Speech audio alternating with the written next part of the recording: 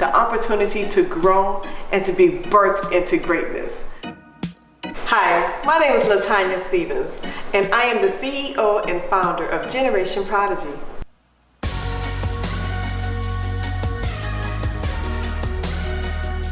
GP Tours is an opportunity for youth and their parents to travel out of state for cultural enrichment and educational opportunities, to learn something outside of their own environment and culture.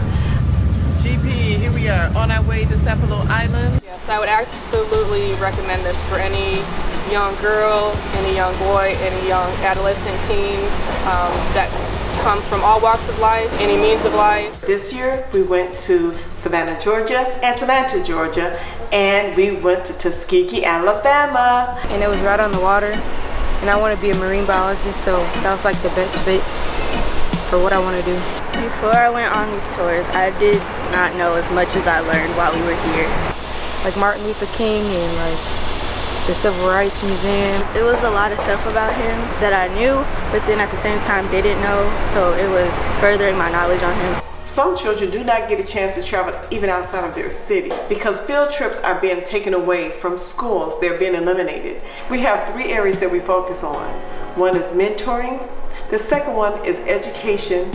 The third one is cultural enrichment.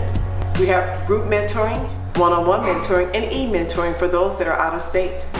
Black figures and black educators, black professionals, and I believe that he can see that in himself, that he can be as successful as them as well, and I think that's great.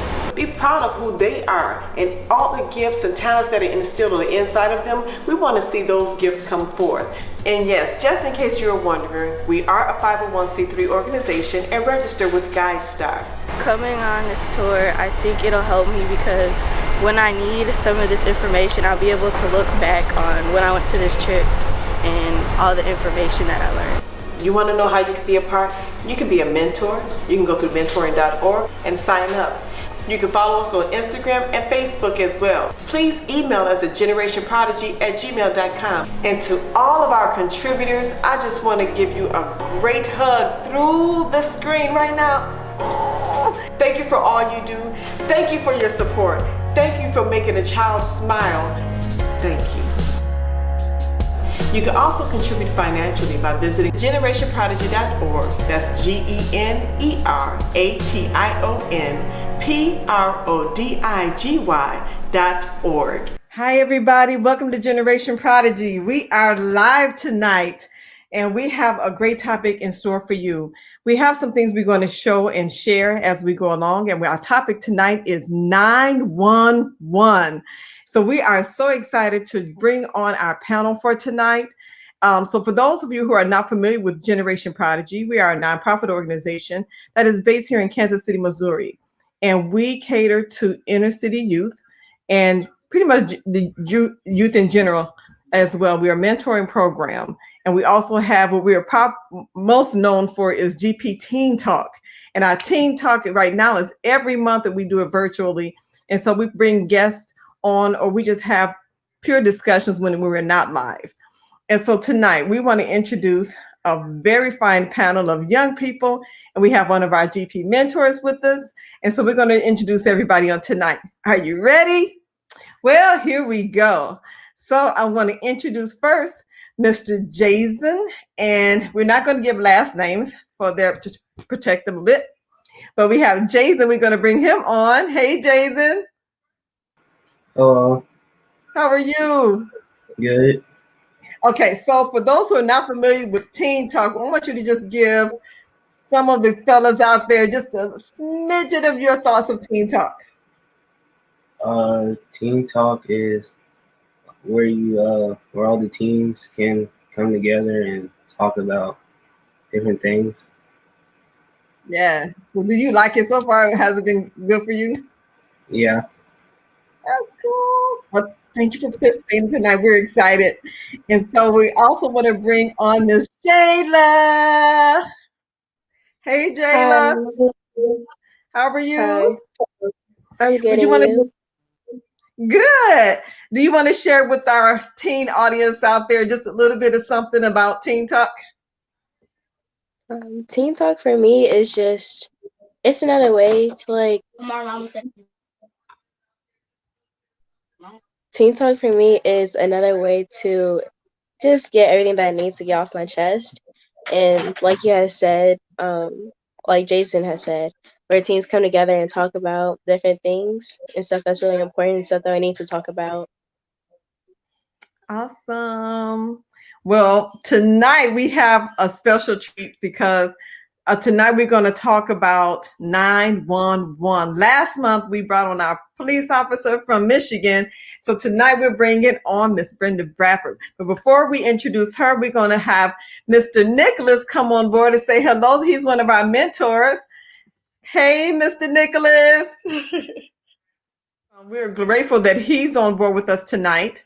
So he's one of our GP mentors. So for those of you who love to mentor youth, go to our website, generationprodigy.org, and you can go to a link to where it will give you a form where you can complete it and fill out. Of course, we have, you have to complete some background checks and some other things first, but we'll love to have you on board. So we are a family of individuals who like to love on young people and help them and boost their academic success.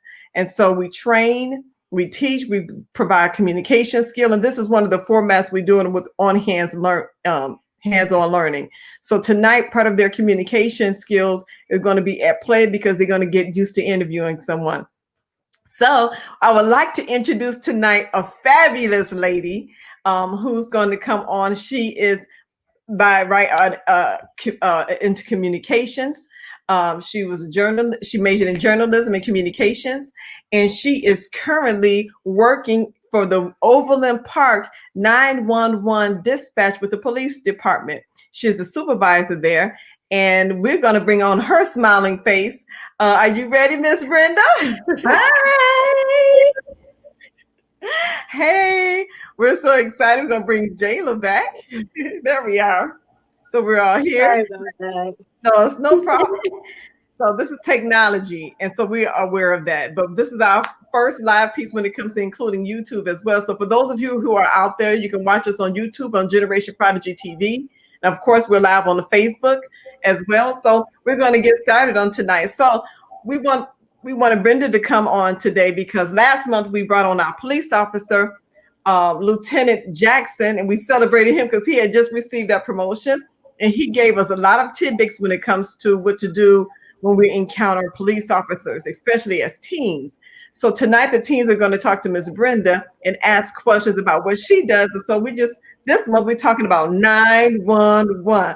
So I'm going to put it in her hands and she can just share some information about this awesome task that she has and as an essential worker as well. Okay, well, 911, the first 911 call was made in 1968 in Haleyville, Alabama. And the whole purpose of 911 was to come up with a number that would be easily remembered that you can call in an emergency type situation, whether it is if you were in danger or if you needed any medical assistance. So that's why the 911 number was created, so it could be there fast and you can access it quickly and you can remember it. And let's see what else you want to know. I've been with the police department, Overland Park Police Department, for 30 years. And I am a communications dispatch supervisor. I have 28 dispatchers, actually 24. We are hiring for 4 more. So we'll talk about that a little bit later on too. And let's just say it's been a very rewarding career. This wasn't my first choice as a career. I got my degree in English communications from Alcorn State University. Go SBCU. And I thought I wanted to be in broadcast journalism. So when I did my internship at WLBT TV3 in Jackson, Mississippi, I kind of changed my mind a little bit because even though I'm a very friendly person, I don't like running up behind people. And when you're in journalism, you have to do a lot of that. So this way, I'm still able to use my communications degree and interact with people and still communicate. And I've enjoyed it for the last 30 years. I think that's awesome. This is one of those fields that I didn't hear about growing up. So definitely, I wanted to make sure the teens had an opportunity to hear more about it. So Jada, Jason, please chime in, and you can start asking questions that you may have and that a lot of teens may want to have, that they may have, period. What are some of the troubling aspects when it comes to like the dispatch process? By hiring or the actual job? Like the actual job? Well, to be a dispatcher, you have to be able to multitask, definitely that. And you have to be able to work under pressure because you're going to receive a lot of phone calls that are not going to be very good. You will receive phone calls where you have people screaming for help and you don't know what's going on the other end, if it's something medical or if it's something domestic. So you have to be able to communicate with them, know how to calm them down, and you have to stay calm also so you can get the information that you need to get the officers there in order to get them the help that they need. But it's the whole process of becoming a dispatcher. You just don't come in and sit down and start doing the position. There's a lot of training that goes to being a dispatcher. I know most people think that if you just pick up the phone and you talk on it, you just answer the phone. It's way more to it than that, even in the hiring process, because during the hiring process, you go through a psychological evaluation, they go through a background check, you have a huge packet of a criminal history statement, which is your personal history, everything you've done basically from the time you were born until your age that you're at now. So there's a lot of psychological information and training and skills that they check for and that you have to go through because some people can't handle it. It's very stressful. That's amazing. So some psychology skills, it sounds like it's going to be needed. Oh, yeah. Some kind of practice in that. Yeah. Yeah. Oh, go ahead. No, I was just saying, especially in this pandemic, the mental that, most of the dispatchers go through, because we're still considered, in some states, we're considered first responders. And the mental aspect, we're the first point of contact when someone calls 911. We're the first point of contact. So the information that we get, we can give to the officers, or we can give to medical, or we can give to fire so that they can get the help that they need. But the healthcare and the mental part of it, our mental health, we've been focusing on that a lot and doing a lot of training in that area. I want to pause in between because we're about to get into some serious questions here. We have Mr. Nicholas. I want to give him a chance to say hello. I think his audio is back working. Then we're going to bring on Elijah in a moment too. We have another teen who's going to join us, and so we're going to bring him up in a minute.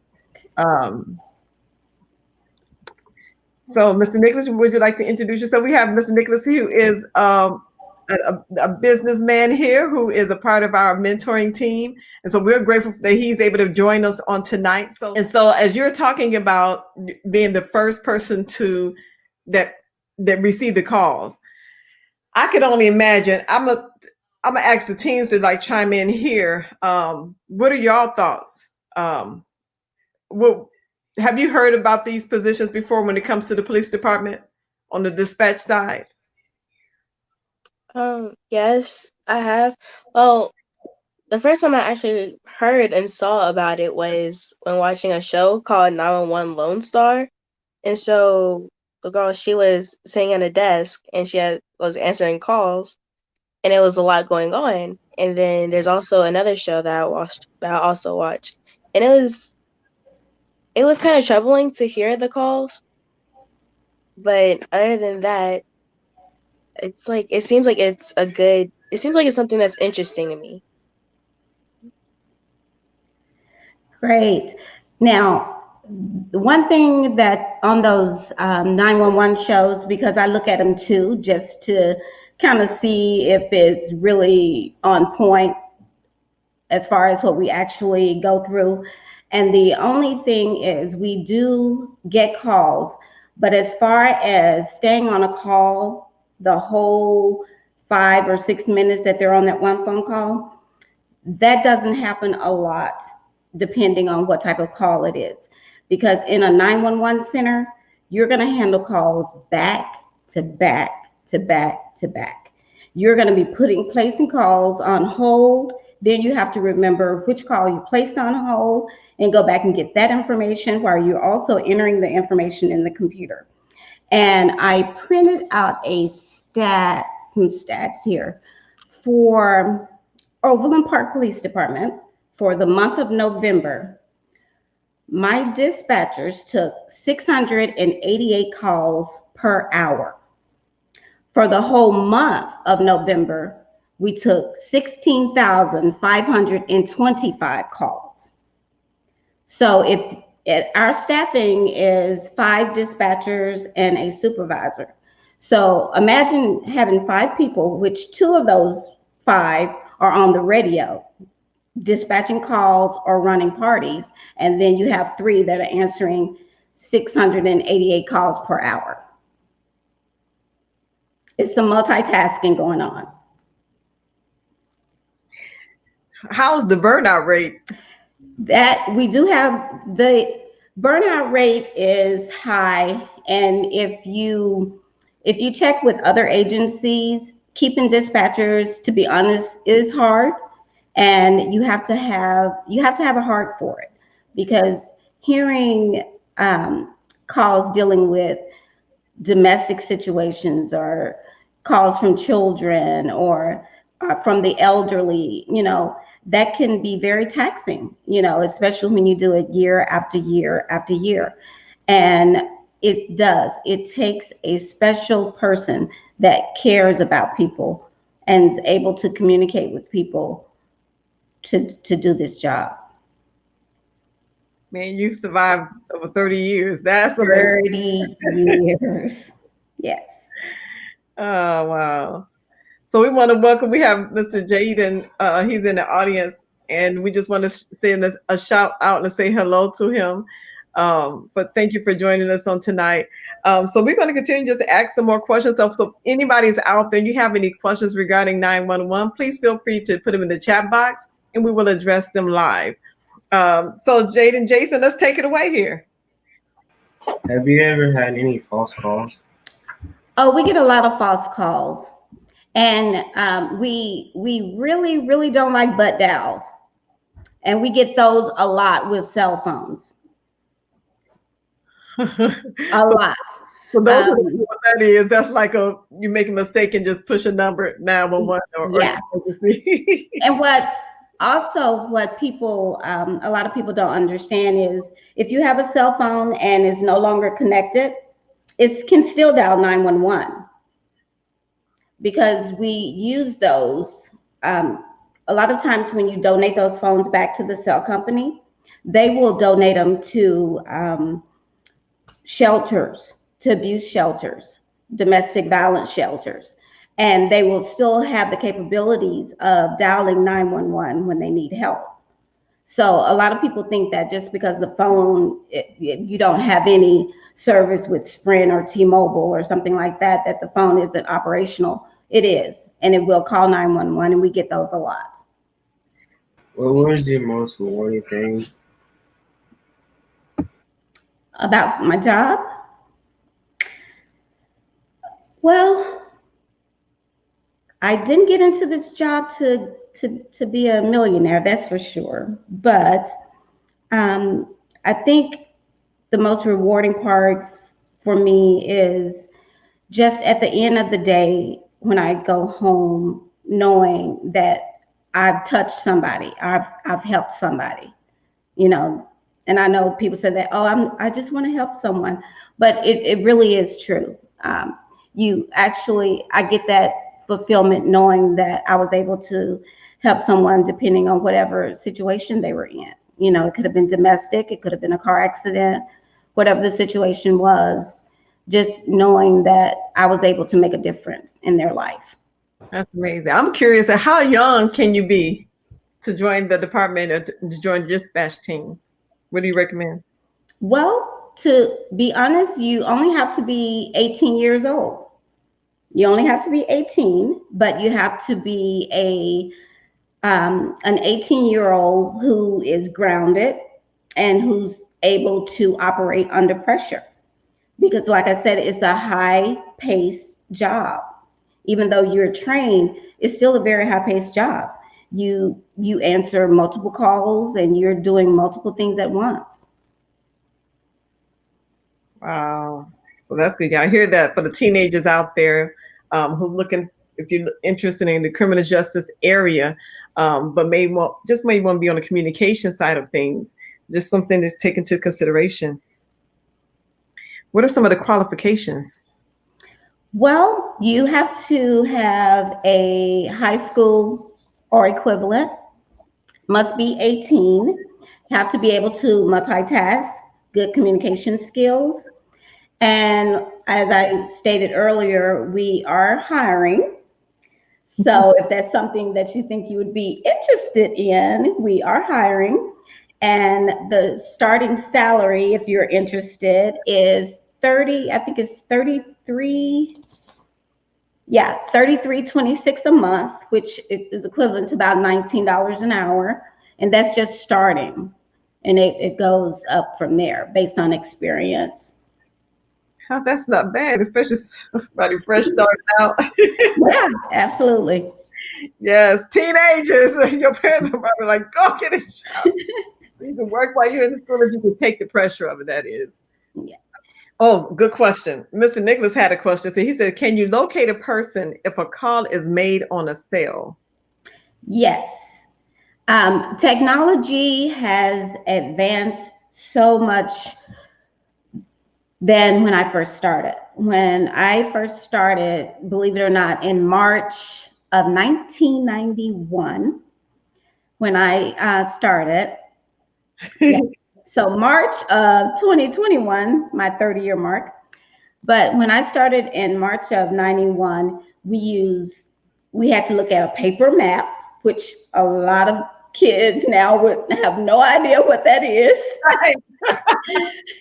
So we had to use a paper map to pinpoint locations when we get calls, give officers direction on how to get there.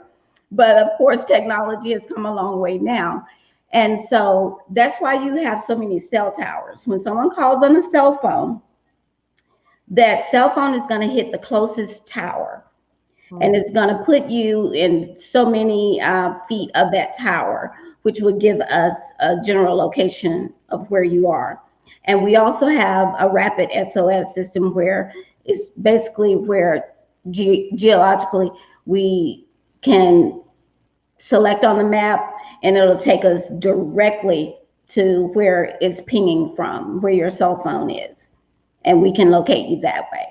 But technology has come a long way. And we've had some success stories using that technology to locate people also. That's awesome.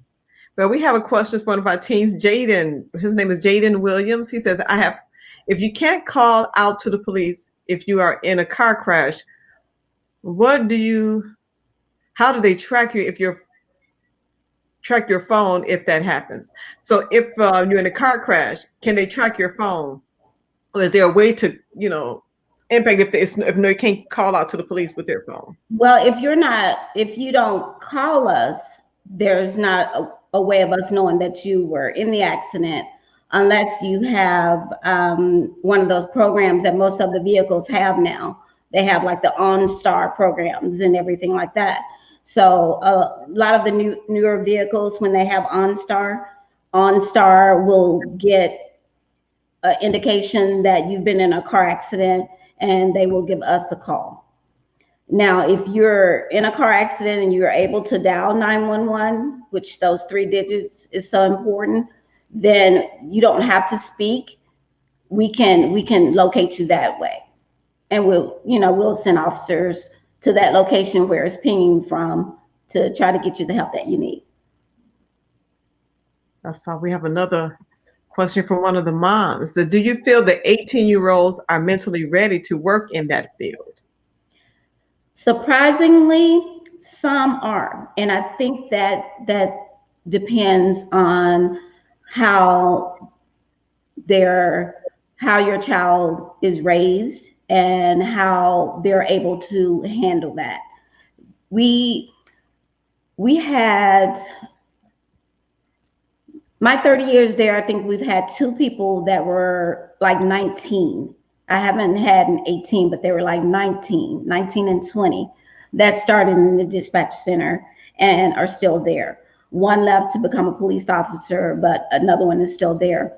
And we thought that the maturity would be an issue, but like I said, you have extensive training, and plus you go through a psychological evaluation before you're even hired. That's good. Yes. Well, we're gonna pause for a moment because we have another one of our teens that is gracing us with a presence, and we're going to introduce Miss Samaya, who is in our full program. And due to COVID, of course, and the pandemic, we've had to really slow down a lot because most of our program is interactive and in person. So, but she joined us last year and has been a part of us. So we're going to introduce Miss Samaya. Oh. I need to have some music. So my son said he's going to make some beats for us. So when we start introducing ourselves, we have our live music and everything. So thank you, Samaya, for joining us. So we're gonna pause for a moment. Samaya, we asked all the teens, to share their experience so far with Teen Talk and Generation Pride. So if you could just share your tidbit for a second, and we're going to get back rolling. So we're just going to take a break in between as we digest information and you gather your questions together. And then we want to give a shout out to Miss Ruby Sublett. She says hello.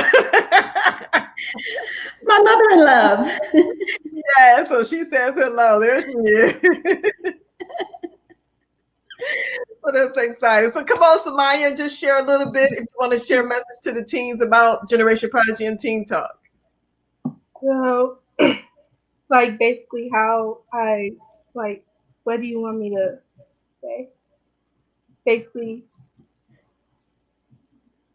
okay, so my experience here has been great. I get to actually talk about stuff that I want to talk about, and I won't have a fear of anybody sharing it out to anyone else, or my business won't go around. And that's one thing that I actually like, because I don't want my business out to everyone. So that's what I like. That's one thing that I like about this program and everything. And then the traveling and everything is fun. You get to experience new things that you haven't seen before, and it's actually great for young people to actually go and see things that they haven't seen and actually explore what they haven't explored. Awesome. Thank you. Also, we have some of the best teenagers to work with too. So so we also work with the AC Prep School. We haven't interacted this year because of the pandemic. So it really hindered our program a lot this year. So we've been doing a lot of video conferencing, phone calls, and the teens hate that. So we want to be in person. It's just different. But so we're talking about 911 calls. So and just a quick recap, we're learning about what happens when who's the first person to receive your call, and what happens if you're in a car crash, and all of those things. So we're going to bring Jason back. And so we have our teens tonight. Elijah is around. We're going to wait for him to bring him back on, introduce him and bring him on screen. So we're surrounded. I'm gonna excuse myself for just a brief moment so y'all can have some dialogue and have a chat for a second. All right. So take it away, teens. It's on y'all. What is the easiest thing to mess up when you're getting back-to-back calls, and multitasking. Addresses. They're the most important because if you don't get the address and the location right, it can cost someone their life. So that is the most important aspect of the job when someone calls 911 is to make sure you get their address and or location correct. All right. Anybody else have any questions? Anyone in our audience have a question? What helps you calm down after a stressful call? What was the question? What helps you calm down after a stressful call? Just to breathe. We have to get up and just take a breath. I wasn't on the phone call. I was actually on the radio. I think it was almost 10 years ago. I was actually on the radio and I was dispatching officers to different calls. Well, we had a situation where one of our sergeants, they were doing a warrant service and he was shot.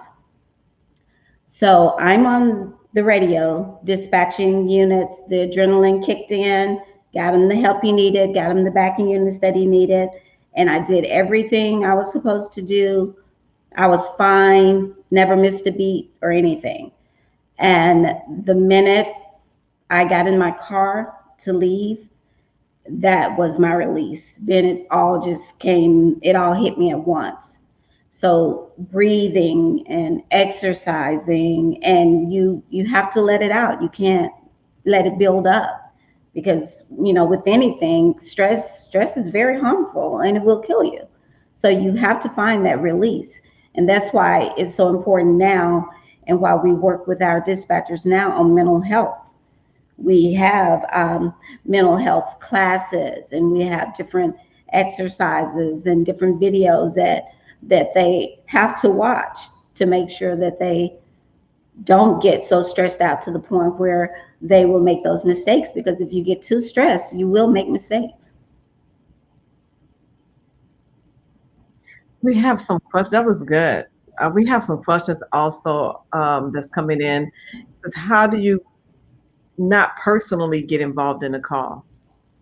How can you remove yourself personally from that? It's all a part of the training. It's all a part of the training. I don't want to say that you have to become numb, but in some aspects of it, you can't take it personally, and you can't internalize it, because some of the hardest calls for me are from children. My mommy's not breathing, or my dad's not breathing, or my mom and my dad are fighting. Those are hard for me, because you have to calm that baby down, that child down, so that you can get the information, so you can get help over there. But you can't get that involved. You have to just basically stick to what you need to do. You know that you need to get them help. You know that you need to try to calm them down while also trying to calm yourself down. Because, if you're a parent, if your child is hurt, that's going to hurt you. And when you answer a phone call, and as a parent, and you hear that child in need of help and that they're hurting, you want to help them. But you just can't take it personally. You have to learn to separate the two. And I know it doesn't sound that easy, but when you've done this job for as long as I've done it, and plus the training that you get, it's not just training when you first start. We do continuous training, to help you deal in how to disassociate yourself from the call, and then what's going on now. We have terms called on stage. So while you're on stage, you're handling your business, you're asking the questions that you need. And then when you're off stage, you can scream if you need to. Just let it out if you need to. That's good. We're going to pause for a moment and bring in Elijah. We have another one of our teens here. Hey, Elijah. So Elijah, he's a part of our program too, and feel free at any time to chime in and ask questions. We do have another question on the floor here, and hey, Miss Brittany, if 911 was called during an emergency, but a toddler couldn't fully explain the situation, is every case taken seriously to where you attempt to find a location for a wellness check? And then what happens in such cases? That's good. Well, every city is different, but Overland Park Police Department, if your child calls 911, if they call from a landline, which is somewhat going extinct, believe it or not, even though we still recommend landlines, if they call from a landline, we have an address and we're still going to send an officer. If they call from a cell phone, the cell towers help us with the location, and we have this program, like I said, called Rapid SOS, where we can pinpoint your closest location and your phone, and we have your phone number. So for the city of Overland Park, we go out on 911 disconnects that involve children. The only time that we wouldn't go is if we get in touch with a parent. Oh my God, I'm so sorry. They dial 911. And we can distinguish too if there's something else going on besides a mistake on the phone call. But we actually send officers to check the welfare to make sure you're okay. We had another question came through. I posted it there. Do you have the same basic training as a regular police officer? Do you go through the same training? Some of our training is included with police officers, especially the mental health portion of it. Crisis intervention team, we have officers that are crisis intervention officers for people that are having a mental health crisis. And we have dispatchers that are trained in mental health. And we also have, like our SWAT teams, we have dispatchers, tactical dispatchers that actually go to the scene and assist in those situations also. But the officers get more training, because they're actually out in the field where we're inside the building. That's awesome. Teens, do you have a question you want to chime in here? Because I have some more questions coming through just in case too. Well, we do have another question. How do you determine if a call is bogus? Well, believe it or not, we sometimes get what we call swatting calls. And I think have you guys heard of swatting? Are you familiar with the term swatting? No. That's when they use this system where they can send a phone number. They can even use your phone number to call the police department and say that you are being held hostage or that type. It's a false call basically, but they give us a wrong address. They give us a correct address and they give us wrong information. So we do get swatting calls. And when we receive a call that we think might be swatting, that's another part of the training. There are specific questions that we will ask in order to determine if it's a real call or a bogus call. Here's another question that came in. Do you handle calls outside of Overland Park, Johnson County? No, it's just Overland Park, the city of Overland Park. Okay. Do most of the counties have the same procedures per se, or is each county different? For the most part, procedures they might not be exact, but they're similar. But each city determines how they're going to respond, or they have their own policy and procedures for handling different type of calls. Because there are some medical calls we respond to and some we don't.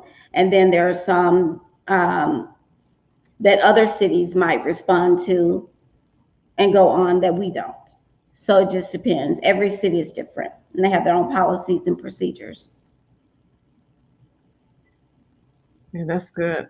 Anybody else out there that's watching, if you have a question, this is your opportunity to get it answered live. So there are also recruitment opportunities. And after this broadcast, we will show a video, we'll post a video so you can see it.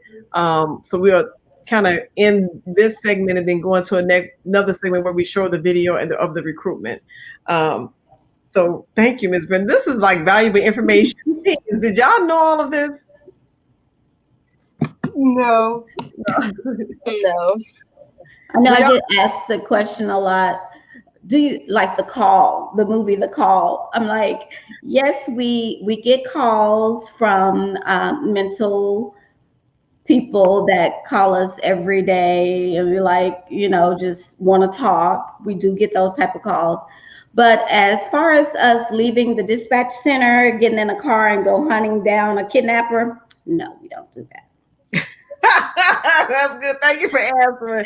No, we don't do that. It gives us a whole nother look. Right. So we are so glad you answered these. No, we don't do that. But here's another question. Is every dispatcher trained in CPR to be able to give proper instructions during emergencies? That's a good question. Medical dispatchers are, but there's a difference. You have police dispatcher and you have medical dispatch. Overland Park, the city of Overland Park, we only do police dispatching and we transfer our calls to medical. And you do have some agencies that do medical and police, but we don't. That's good stuff. This is good. Y'all ask us some good questions tonight. Keep them coming. Please feel free. Here's another question that came in. Can you move to a car officer job if you start in the call center? Yes. We have had, we've had dispatchers that started out as a dispatcher and they wanted to become a police officer and they made that transition. As a matter of fact, we have I've had about 3 dispatchers that are police officers now. That started out in the dispatch center. That's good. So would you say that's a good segue too to get familiar with? Absolutely. Because you will know it would also be a bonus because you know what goes on in the dispatch center. So once you get on the street, you'll know what not to do and what not to ask. If we're on the radio and we tell you to stand by, you know that we're actually busy and we're not just telling you to stand by because we don't want to talk to you. I'm like, oh my God, this is like a wealth of information here. So we're so glad that you're able to share with us tonight. I said one day we're going to get both you and the officer on the call at the same time. And, Oh, that's going to be great. We have another question that came up here. Do you have to be bonded? No, you do not. Not dispatchers. Interesting. Have another. That's a good question. Wow. Yeah, some very good questions coming through here. Another one, Ms. Brittany. How are communities informed of the non-emergency phone numbers resources? Because many people call 911 when the non-emergency numbers can be called. Well, we have a non-emergency line because sometimes we feel like we're glorified 411 operators because they would call us for everything. My electricity is turned off. My water is turned off. We don't handle that. We handle police type emergencies. So normally if we do have our non-emergency lines. So when we have someone call the non-emergency line, meaning the electric company or the water company, we will, if we're not busy, depending on how busy we are, we will give them that information. But the website, a lot of people use the website a lot. And we also have pamphlets that we give out to the community, ISLA 911 pamphlets that we give out to the community. And it gives you information. I don't know if you can see this. I'll put it up here. It gives you information on and important tips about calling 911. And in the back of it, it has those listings where you can write down important numbers, like for the electric company and the water company and the gas company, so that you don't call 911. That's How long good. how long does the application process take? Usually to get hired on at the police department as a dispatcher, the process is anywhere from 3 to 6 months. And the reason why it's that long is because I told you we do extensive background checks, because you have access to a lot of information. I mean, we basically have access to the same information that the IRS has, except your salary, mainly. I mean, your address, your social security numbers, and all of that stuff is very important, and you have to keep confidentiality. So they do a background check, they do a psychological evaluation, you have a drug screen. So the process, do polygraph testing. So the process can take anywhere from 3 to 6 months. This is good. We have some more questions coming in. Thank you for answering that. That's good. Has anyone ever been arrested for a prank call? Multiple prank calls, yes. Just one prank call, no. We had an 8-year-old, and he would call and say little nasty things on the phone and hang up, and that he thought was just hilarious and funny. But yes, in his case, he not only got schooled by an officer on calling 911, you can get fined. Wow, I know the parents were not happy about that one. No. I have a question. Yes.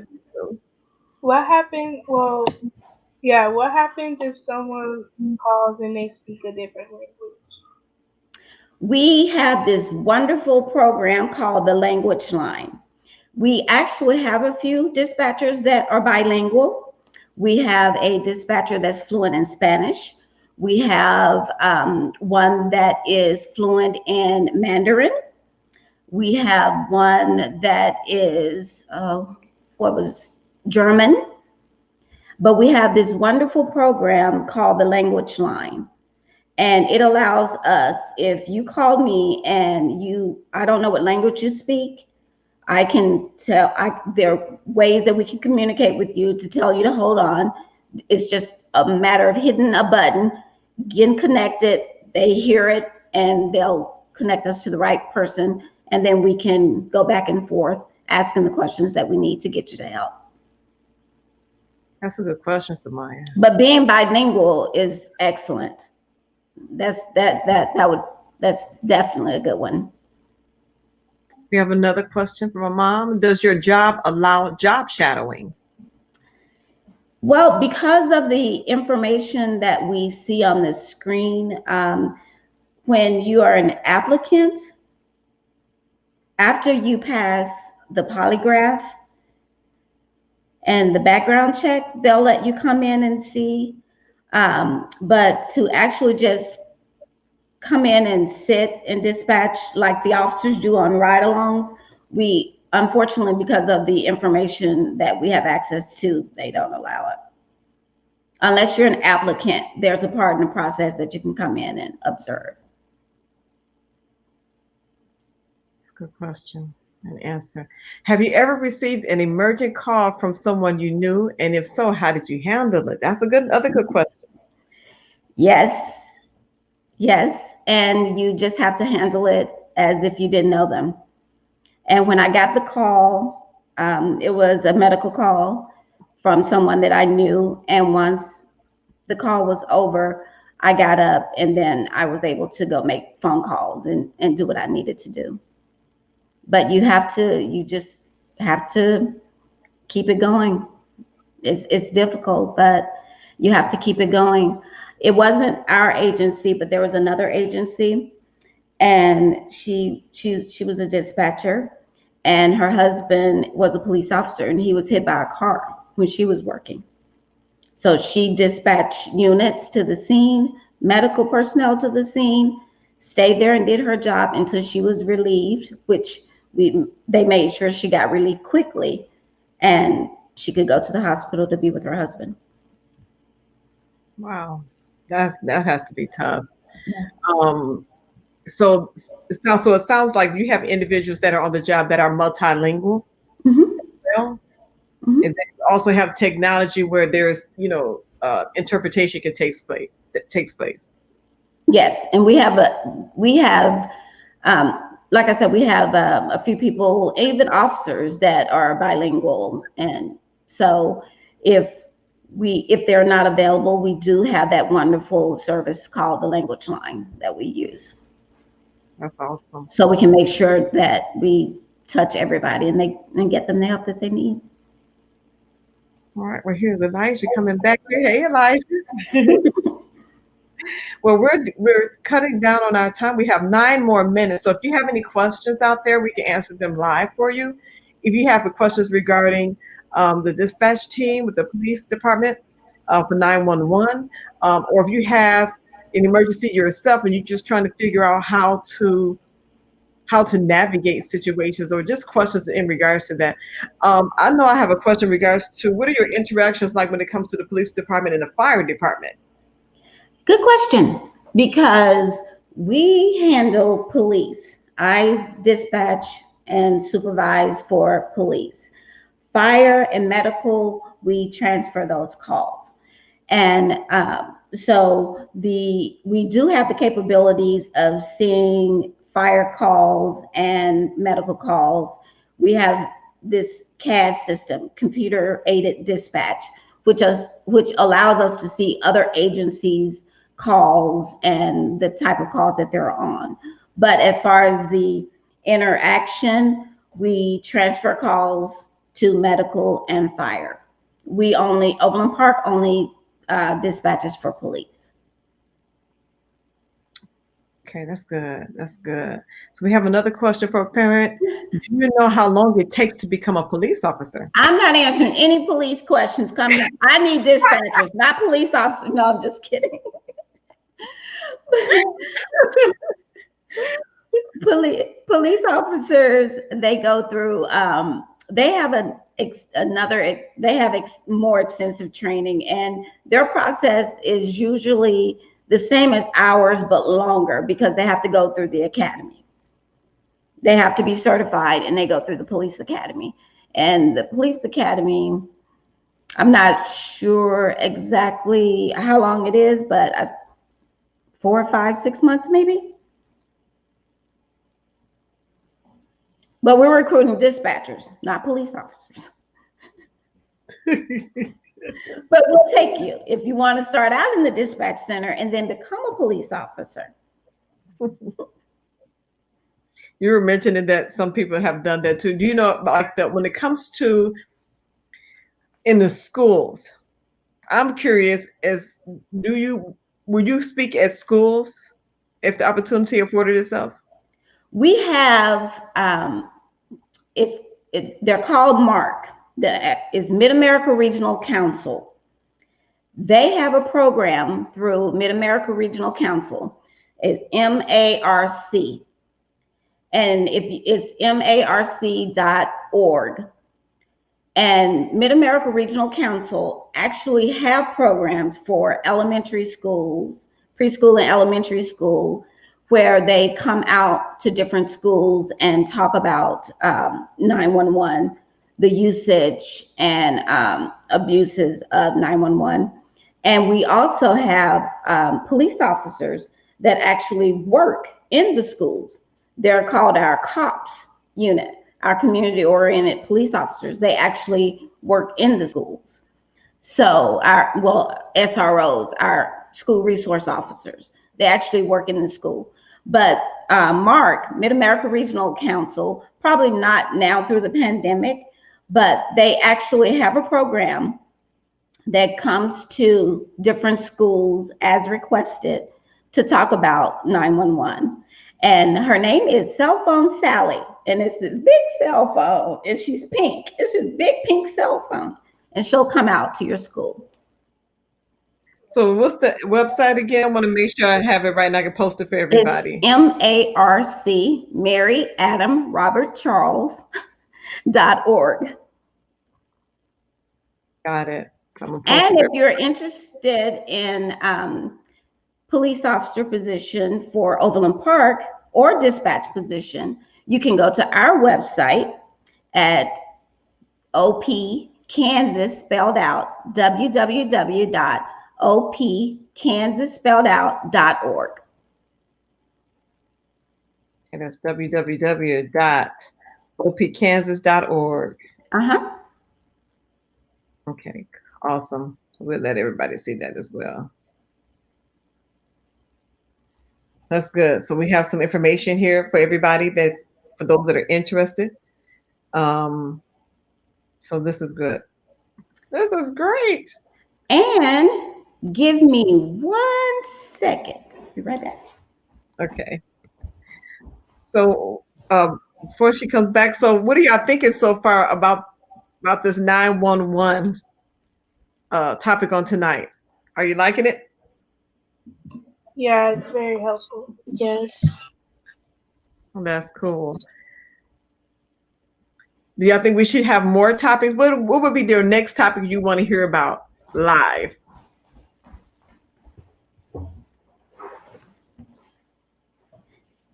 Okay. Sorry about that. It's okay. Someone asked also, is there a disaster recovery process? Disaster recovery process, yes.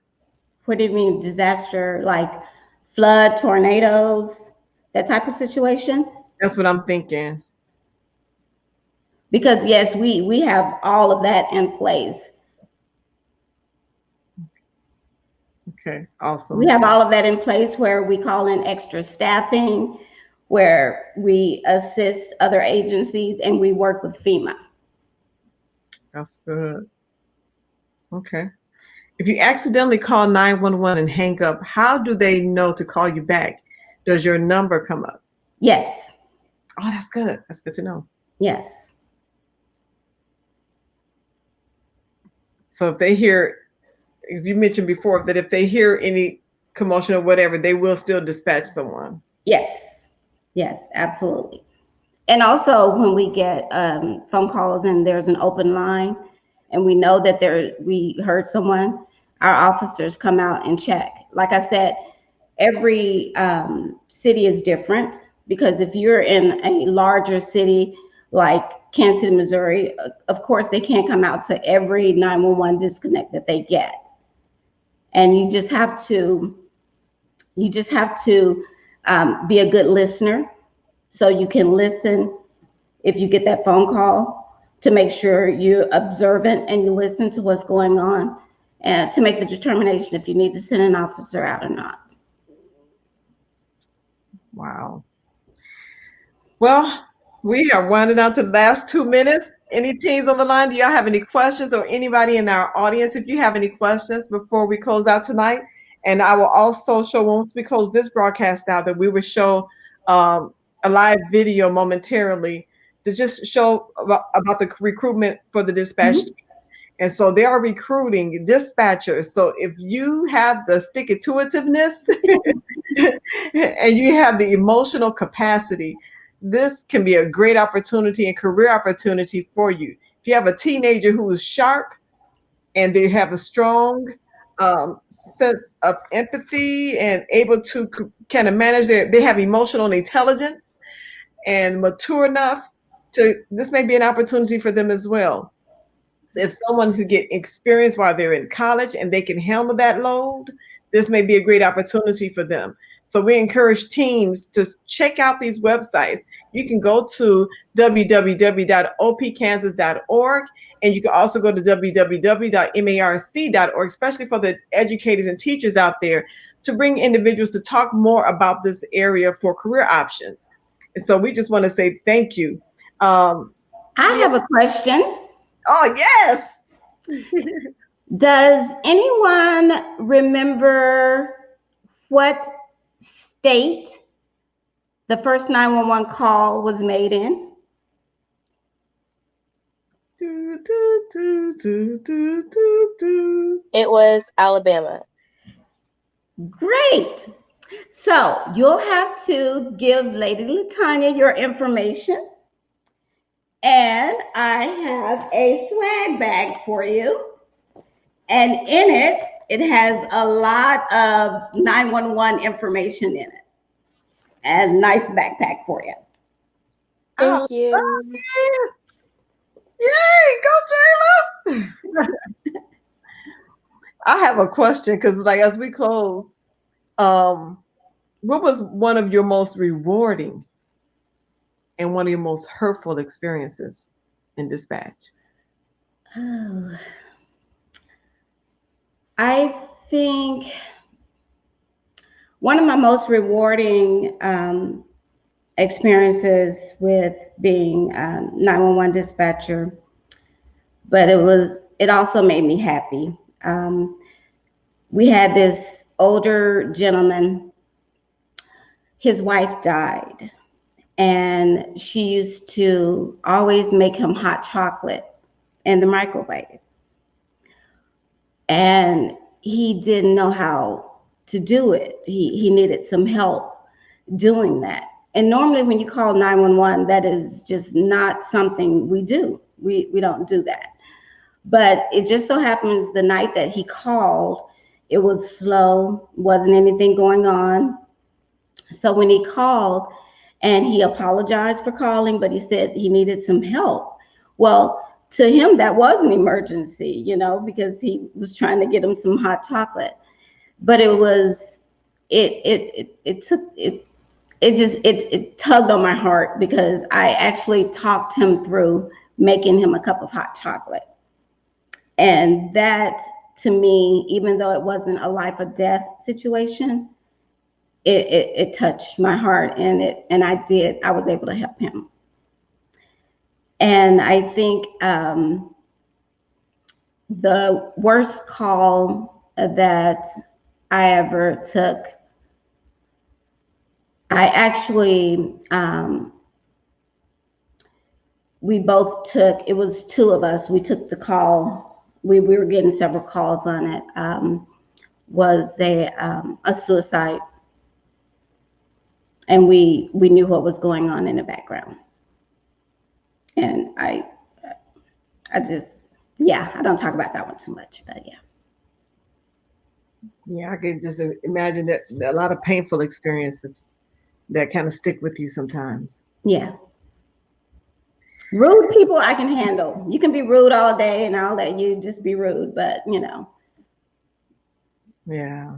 Those that are in mental health crisis, those are tough. I can imagine. Man, we are so glad that you came and was a part of us today. So we have some, knickknacks for all of our volunteers that come and support us too. So we'll definitely be getting those out. So if Will is somewhere watching, Lieutenant Jackson, I have one for you. So we've been really blessed to have some great speakers, and you've been phenomenal tonight. So we really want to say thank you. Well, thanks for inviting me. Oh, this may not be the last time. So we're grateful. Jayla, Samaya, Jason, Elijah, do y'all have any closing remarks or questions that you want to ask? No, but thank you for explaining this into a deeper context. You are so welcome. And if you're 18 and older and you have the skill set to handle multiple things at once, have that emotional intelligence and thick skin, and you think this is something you may be interested in, by all means, www.opkansas.org. And the video that you're going to see in a little bit will give you another idea of everything. Yeah, so we're grateful. Thank you so much for just joining us and being a part and sharing information about. My pleasure. Thank you so much. So we have some people got some shout outs for you saying thank you. Miss Julia, we call her Mama Ju. Mama Julia. Yes, Miss Brittany. Thanks for all you do. And for all the essential workers out there, we just want to say thank you. And of course, we give our popular GP heart, and we just say, give hugs to each and every one of you for doing what you do. We just want to say thank you. Thank you, guys. Yeah, she says thank you. Thank you for having me. Because we know your job is not easy, and we know that teens all over the world, every once in a while they have to push that 911 button. So we're thankful for each team that is on this call right now, and we're going to keep this going. So for those that's chiming in tonight, this is our first live one on YouTube, but we're going to get better. We're going to continue to improve, and we're going to always have great dialogue and great guests. And so we want to probably try to bring Miss Lenny back. We didn't do her live yet, but we're probably going to have her live. We're going to try to get her in. She talked about, there was a recruitment. We know them as the Little Rock 9, but there were actually 25 families that were recruited. And she was one of the 25 families. And they all opted out. And so it came back down to 9 children that was a part of that experiment. So we're going to have her. We want her to come back because everybody was like, we want her back. So we want her to go live and talk about this experience and what it was like, because I think it's crucial when it comes to history. Sometimes we don't get all of the history in school. And so this is one of the things that Generation Prodigy does, is bring some things to light when it comes to history. We actually take them to the places or bring the people to us so they can really talk about some things that happened historically that we don't have some of the details and the information to. So while we have individuals that are still walking this earth and they are living historical figures, we want to bring them on to talk to us and to share with the teenagers and some of the teachers that they can incorporate this into their curriculums, because I think it's important for us to know the truth. All right, so Elijah, good to see you tonight. Like you're doing some homework. Thank you for chiming in. Thank you. Appreciate it. Thank you. Good night, all. It's time for some football. Right. So thank y'all so much. If y'all have any questions, any closing remarks, so Samaya or Jason, Jayla, Elijah, just encourage our teens on tonight, if you don't mind, as we close. Okay. Next week is finals, so I hope you guys all do great and ace y'all finals. And then Mom's took.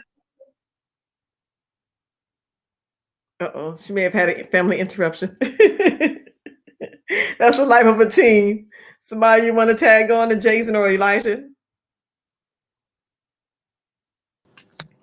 Basically what she said, I was going to say the same thing. Well, you can close it out because she didn't get a chance to finish. There you go.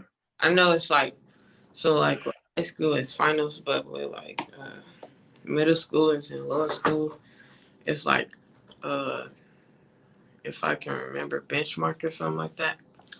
But it's basically the same thing. It's just a test. So all I can say is don't worry about it too much. Just like do what you can in the best ability. And yeah, that's all I can think of. Good. Thank you for encouraging the middle schoolers too. That's awesome. Anybody else want to share as we close? All right. Well, thank you, everybody.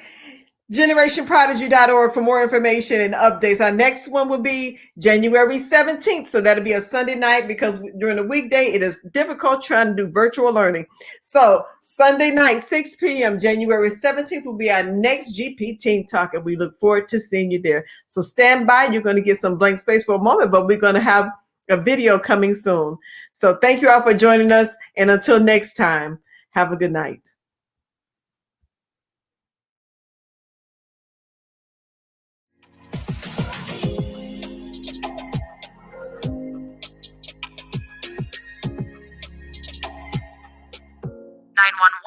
What is your emergency?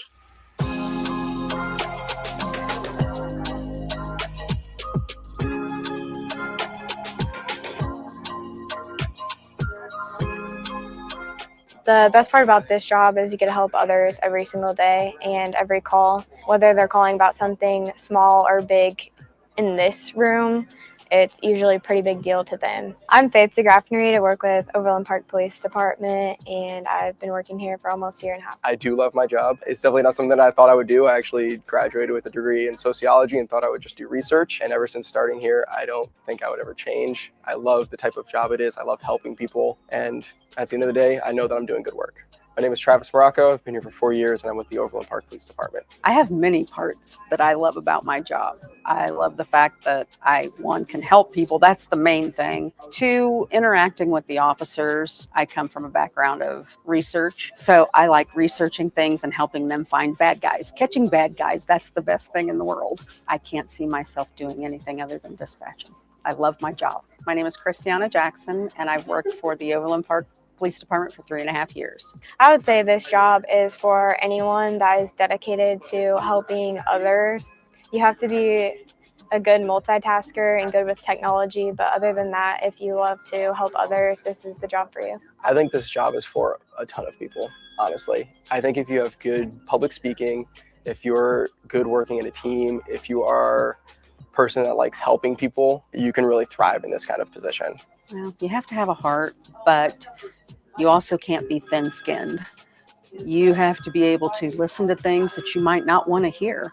You have to be able to stay calm and in control and speak to someone and get the information needed for not just their safety, but officer safety as well.